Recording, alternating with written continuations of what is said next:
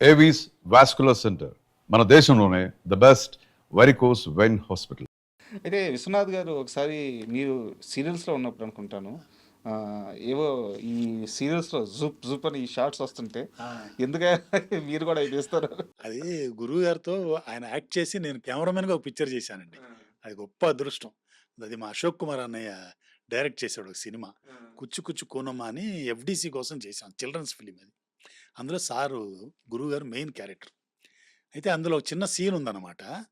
ఏంటంటే ఆయన్ని సనా గారు ఆయన కోడలనమాట. వచ్చి ఆయన ఏదో ఒక మాట అంటది వాళ్ళ అబ్బాయి గురించి. అన్నప్పుడు ఫిలింలో చేసింది అది.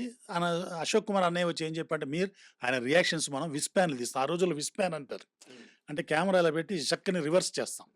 ఇలా పెట్టి ఇలా రివర్స్ చేస్తాం. రివర్స్ చేసినప్పుడు జక్ జక్ అని వస్తుంది అనమాట.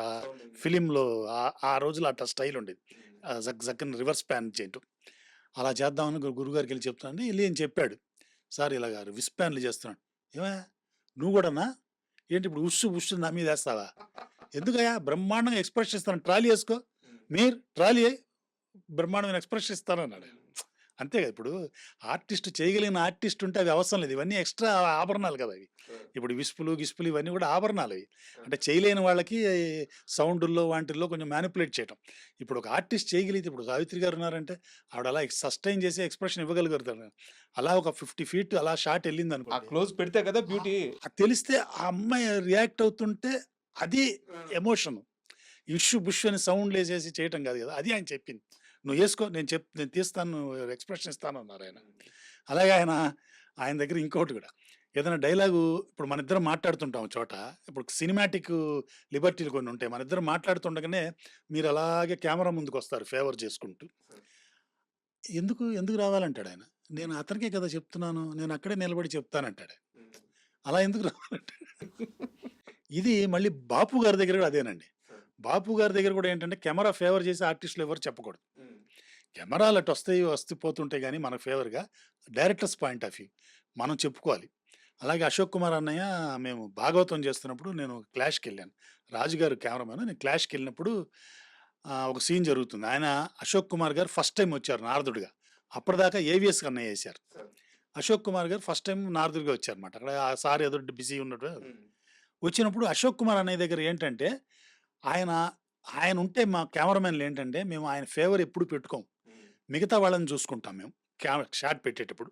ఆ రోజుల్లో ఆయన చాలా బిజీ కదా మాకు టీవీలో. ఎందుకంటే ఈయన ఎలా పెట్టినా కూడా ఆయన కెమెరా ఫేవర్ చేసేసుకుంటాడు. ఆయన అలవాటు అయిపోయింది.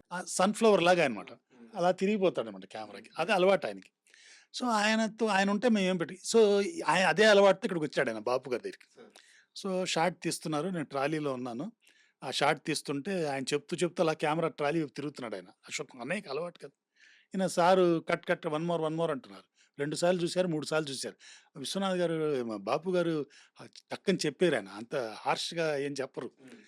2-3 సార్లు చూసిన తర్వాత ఆయన ఇంకా తప్పదు. అశోక్ కుమార్ గారు, నేను కథంతా మీరు గారికి చెప్పేశాను, వాడికి తెలియదు, వాడికి చెప్పండి అన్నారు. అంత మృదువుగా అనమాట. అంటే మీరు చెప్పాల్సిన అవసరం లేదు, కెమెరాకి తిరిగి చెప్పక్కర్లేదు, అతనికి కథ తెలియదు, అతనికి చెప్పండి అంటారు. ఆ క్యారెక్టర్. అలాగా ఆయన దగ్గర అలా ఉంటుంది అనమాట. ఆయన ఫేవర్ తీసుకోకూడదు ఆర్టిస్టులు. అంటే ఇక్కడ ఎలాగో సబ్జెక్ట్ వచ్చింది కాబట్టి నేను కాంటెంపరీగా అడుగుతున్నాను. ఎలాంటి కెమెరా గిక్స్ కాకుండా కెమెరా ఎంత క్లోజ్ పెట్టినా సరే నటనతో మెప్పించే ఈ కాలం హీరోల్లో మీకు నచ్చిన హీరో? అబ్బో, అంటే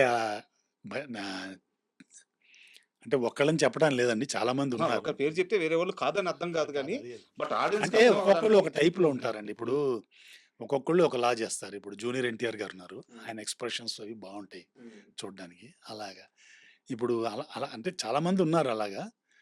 నేను పర్టికులర్గా చూసిన జూనియర్ ఎన్టీఆర్ గారు ఎక్స్ప్రెషన్స్ అవి నాకు బాగానే అనిపిస్తుంది నాకు. అలాగే ప్రభాస్ గారు కామెడీ, ఇప్పుడు రాజాసాబ్లో ప్రభాస్ గారు కామెడీ టైమింగ్ అవి చూస్తే బ్రహ్మాండంగా ఉంటుంది. సినిమా ఎక్కలేదు కానీ ఆయన టైమింగ్ అవి చాలా బాగుంటాయి. అయ్యో అప్పట్లో అసలు దానికంటే ముందు బుజ్జిగాడు బాగా చాలా బాగుంటాయి. కామెడీ టైమింగ్ బ్రహ్మాండం చేశారు ఆయన అందులో. అలాగా కొంతమంది ఉంటారండి, అది ఎమోషనల్గా చేయాలి. ఇప్పుడు రాజేంద్ర ప్రసాద్ గారు ఉన్నారు, ఆ నలుగురులు ఎంత బాగా చేశారు ఆయన అంతా. అలాగే అండ్ ఎలాగో ఇందాక బాబు గారి ప్రస్తావన వచ్చింది కాబట్టి ఆహ్, ఆయన సెటైర్‌లు గూడా చాలా విచిత్రంగా ఉంటాయంట. అంటే అయ్యో! చాలా మందికి బాబు గారి సినిమాలు, బాబు గారి డ్రాయింగ్స్ ఇవే తెలుసు కానీ చాలా మందికి ఆయన సెటైర్‌లు తెలీదు. చాలా బాగా ఏస్తారంట సెటైర్‌లు. సున్నితమైన సెటైర్‌లు. అవును. అంటే నేను సార్‌తో కలిసి పనిచేసింది చాలా తక్కువండి. మా తమ్ముడు చేశాడు. కానీ ఆయనతో అక్వైంటెన్స్ ఎక్కువుందండి. ఎందుకంటే విజువల్ ఎఫెక్ట్స్‌కి ఆయన నా మిత్రుడు బాలశంకర్ దగ్గరే విజువల్ ఎఫెక్ట్స్ చేసేవారు. సో, ఆయన రావటం, ఆయనతో కలవటం ఇవి. ఆయన నాకు విజువల్ ఎఫెక్ట్స్ బుక్స్ ఇవ్వటం. నా విజువల్ ఎఫెక్ట్స్ అంటే ఆయనకి చాలా ఇష్టం. శివలీలల్లో నేను చేసిన విజువల్ ఎఫెక్ట్స్ అన్నీ ఆయన ఫోను చేసి మరీ మెచ్చుకునేవారు. ఆ రోజుల్లో శివలీలల్లో 5గురు శివుళ్ళు ఒకటే ఫ్రేమ్‌లో 99లో అనమాట. ఈ డిజిటల్ లేనప్పుడు. 5గురు శివుళ్ళు 5 గెటపుల్లో డాన్స్ చేయటం ఇవన్నీ చేశాను. అలాగే గంగావతరణం చేశాను. అవన్నీ ఆయన చూసి చాలా మెచ్చుకున్నారు. సో, ఆ విధంగా ఆయనతో నాకు పనిచేసిన డేస్ డేస్ చాలా తక్కువ. అయితే నేను పనిచేసినప్పుడు కొన్ని చిన్న చిన్న ఇన్సిడెంట్స్ ఉన్నాయి. చాలా చెప్పాను ఎక్కడో. ఇప్పుడు ఆయన షూటింగ్ ఎలా ఉంటదంటే పొద్దున్నే 6:30, 7 కంతా ఫస్ట్ షాట్ తీసేయాలండి సార్. ఎర్లీ మార్నింగ్ తీసేస్తారు. ఈవినింగ్ హైలైట్స్ పోతే ఆయన తీయరాయన. హైలైట్ లైట్ ఉండాలి. లైట్ లేకపోతే తీరాయన. హైలైట్స్ పోతే అంటే 4:30, 5 అయిపోతది. అలా ఉంటది. నైట్ ఎఫెక్ట్స్ ఎక్కువ చేయరాయన. డే ఫర్ నైట్‌లే చేస్తారు. ఆయన మా గురువు గారు. అదే స్టైలు నాకు గూడా భగవంతుడి దయ వల్ల. నైట్‌లంటే మనకి చిరాకనమాట. సో, నైట్ ఎఫెక్ట్‌లు చేయరాయన. సో, ఆ విధంగా ఇలాగే ఒకరోజు పొద్దున్నే సార్‌తో బయలుదేరి ఎళ్తున్నాను.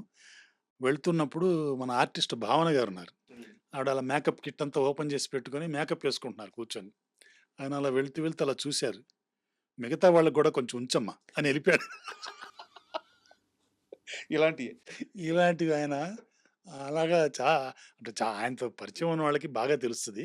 న అలాగే ఆయనతో నాకు చిన్న ఇన్సిడెంట్ అనమాట. అంటే యాక్చువల్‌గా ఆయనతో ఒక సినిమా చేయాల్సింది నేను. ఆయన ప్రొడ్యూసర్‌గా, సార్ డైరెక్టర్‌గా. కొన్ని అనివార్య కారణాల వల్ల అది జరగలేదు.